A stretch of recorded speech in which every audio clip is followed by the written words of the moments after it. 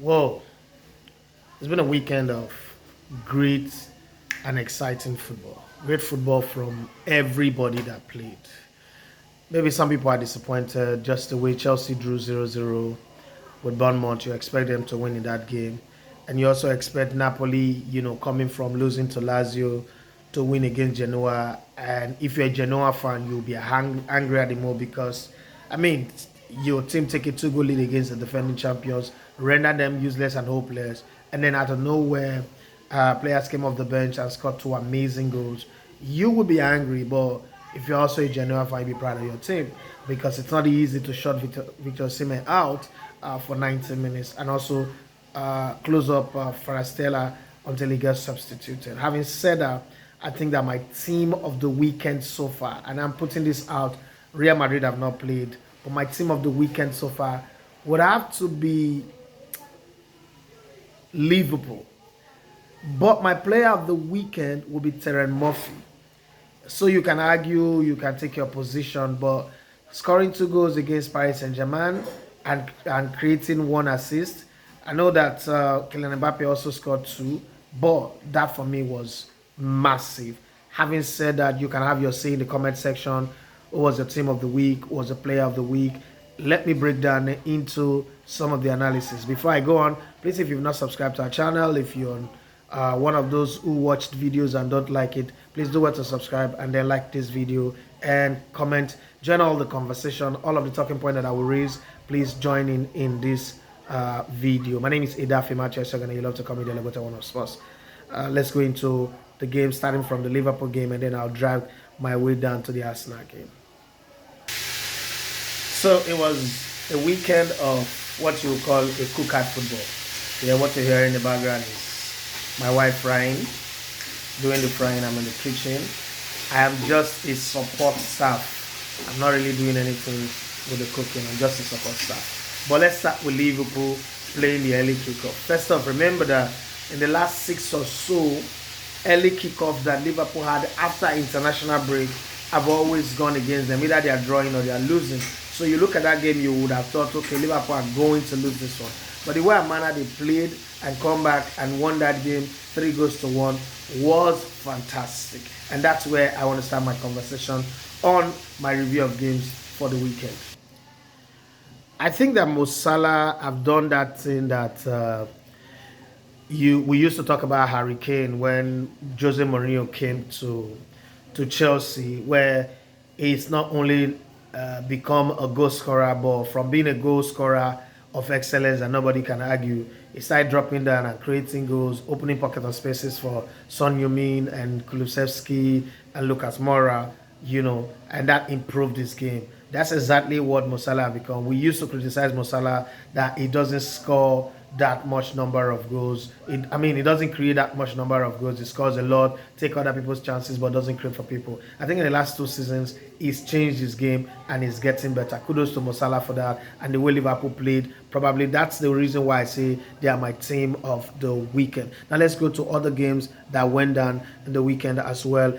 Inter Milan lashing AC Milan, who were table toppers before this game, 5-1. Jesus Christ. Some teams are just mean in the way and manner that they play their game. And Inter Milan is one of those teams where no matter what happens, if it is AC Milan that they're playing, they are just going to swallow them and give them a run for their money. And again, that's what they've done. The experience, they play, the movement, transition of the ball. You're just looking at Rafael Leao saying him and Olivier Giroud will work magic, but whatever magic they were working, Inter Milan had answers for them. And every time they came forward looking for a goal, it looked like a game where you see anytime Inter Milan wants to score, they will score a goal. And that's exactly what happened. 5-1. Kudos to them, but my team of the weekend still have to be Liverpool, and my player of the weekend have to be Terence Murphy. You say my Nigerian bias is working there, but if you have a different opinion, you can put it in the comment section. Now let's look at the result and then draw down some conclusion. We're going to start from Friday night, where Bayern just couldn't win their game, right? Bayern drew 2-2. You would have thought that they would win that game, but they couldn't. So let's go to Friday night and then move forward to arrive at Arsenal's game, where they just won against Everton 1-0. This is a place where Arsenal have not won in the last time Arsenal won here, Arsene Wenger was still the coach of Arsenal, where they won that game 5-2 or 5-3, if I'm not mistaken, but there was a lot of goals in that game. And Arteta is the first coach post Wenger to win at Goodison Park. So kudos to him. But that doesn't mean that I don't have criticism of the game. I do have some criticism of the way Arsenal play and the way Arteta sets its team up. But we're going to come to that. While going to that, let's look at the games starting on Friday, look at the result, and give a few thoughts in my reviews. Welcome back. So let's look at the game. Paris Saint-Germain Nice at home. You would expect that at the Parc des Princes, Paris Saint-Germain will do enough to beat Nice. Come on, Nice is Nice.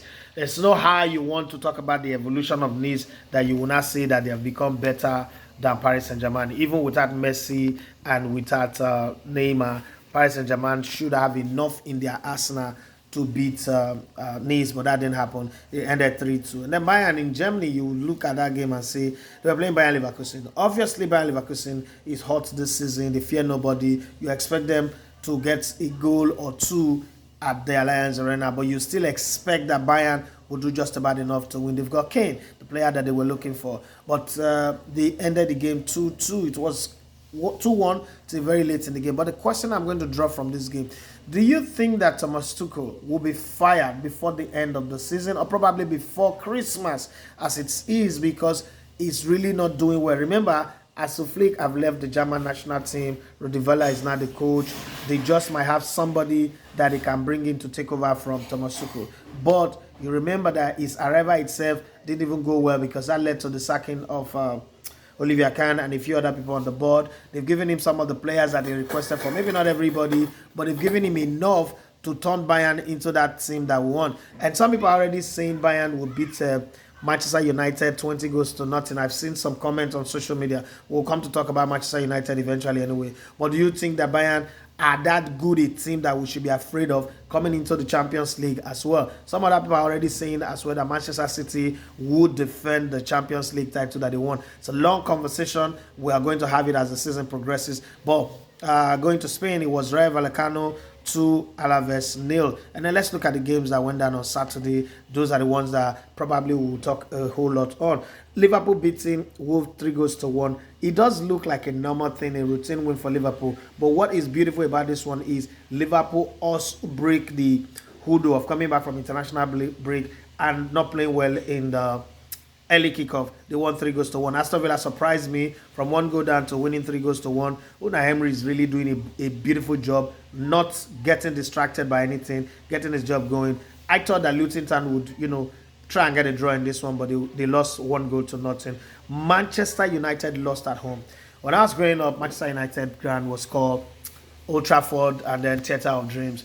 And, there's a reverse way that we look at it, that it's a place where you go and you can only dream that you can get a result, not a place where you can get a result in reality. But that's a story for yesterday. As any Tom, Dick, and Harry, Pussycat, Rat, Lizard, Witchcraft, and Lizard, anybody can go to Old Trafford and beat Manchester United silly, walk through the gates and come out. They say when you beat Manchester United at Old Trafford, it's like wrestling the chestnut out of the fire. But currently, it is like a stroll in the park. Manchester United are not a team that people fear anymore. And in football, the fear factor is a very key thing. And how you create the fear factor is to make your home ground a fortress. My question to you people, if you're a Manchester United fan, how can Manchester United make their home ground a fortress again? I have this thing in my head that out of the 13 titles that Sir Alex Ferguson won, 9 of them were match fixing. And looking at the kind of result that Manchester United are having, no wonder the class of 92 are always in the media complaining, reminding you of what used to be. But how can you remind us of what used to be when most of those ones were done via match fixing? Now, the playing ground is level. Everybody have to fight for themselves. Everybody has to come to the field, win on tactics, win on the quality of your players, win on the ability of the coach to mold a group of players into a solid squad that becomes a team that plays for each other. But unfortunately, when you have Marcus Rashford thinking that he's supposed to be the leader of the attack, always not passing to Rasmus Højlund and giving him the ball when he's no longer supposed to get the ball, when he's overmarked and overcrowded, then you know that Manchester United will suffer. You can share your thoughts on Manchester United, but then let's move fast. Tottenham Hotspur, they're a shitty team, but They came back. We should respect the way and manner they came back in 90th and won that game against Sheffield United. I'm not saying that Sheffield United is such a difficult team, but remember what Sheffield United did to Manchester City before Manchester City could win. So they are coming.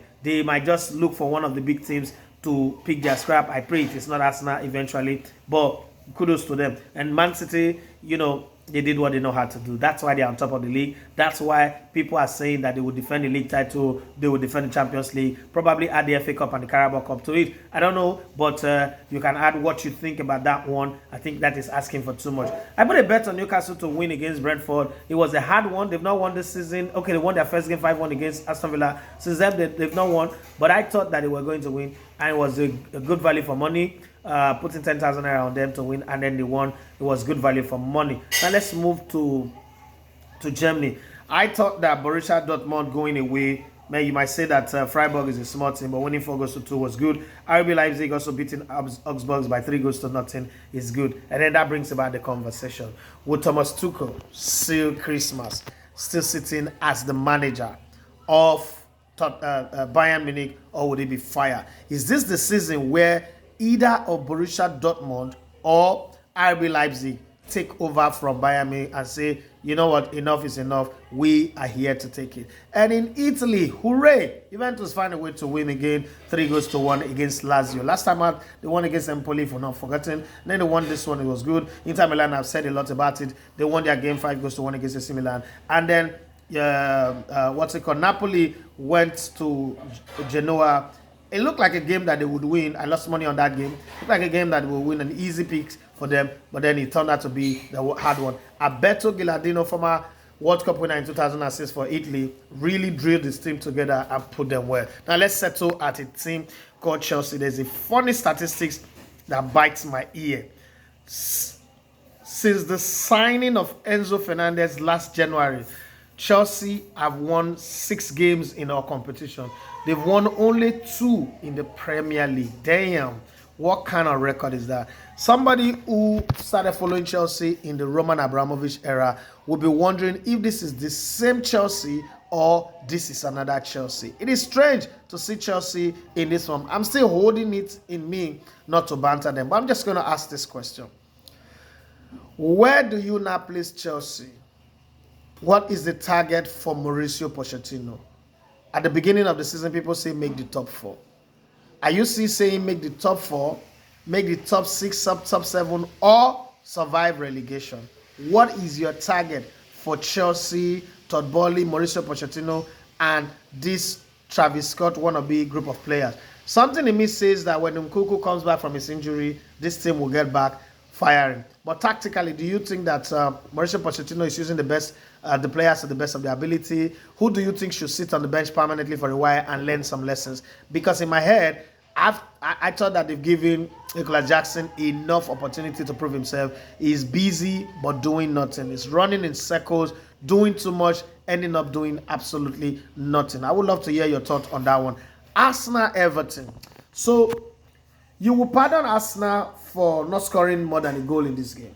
You would also pardon Arsenal for just winning by a single goal.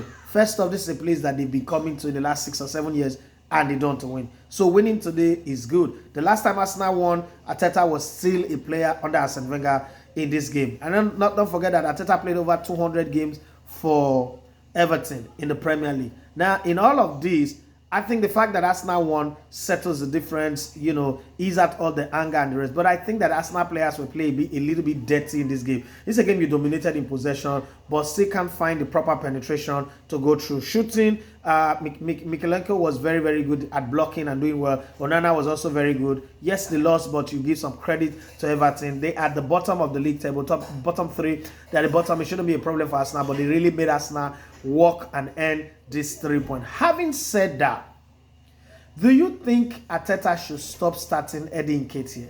In the first half of this game, he had only 7 touches.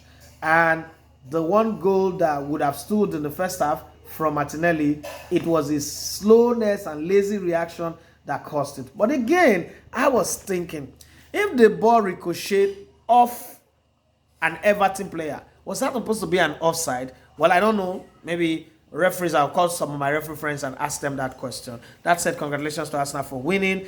And I look forward to the other games that are going to go on tonight, especially Real Madrid, because my money is involved in that one. All that said, I want to say join us on the Sports Buffet tomorrow. And then from Tuesday to Friday, it's going to be me and Emmanuel Sebastian. You know how we do it. Don't forget to join us. And if there's anything you think we should talk about, any subject that you think we should talk about that I have not captured in my reaction video, please put it on the comment section. And tomorrow, Tuesday, Wednesday, Thursday, Friday, and we would definitely pick it out and talk about it. Thank you very much once again. My name is Idafi Mathias. You love to comment the button on the sports. Don't forget to subscribe to our YouTube channel. And if you like what we're doing, share it amongst your friends and your enemies and everybody, all the WhatsApp group that you belong to. Tell them why you love this channel and plead with them to come subscribe to our channel as well. Thank you and have a wonderful week ahead.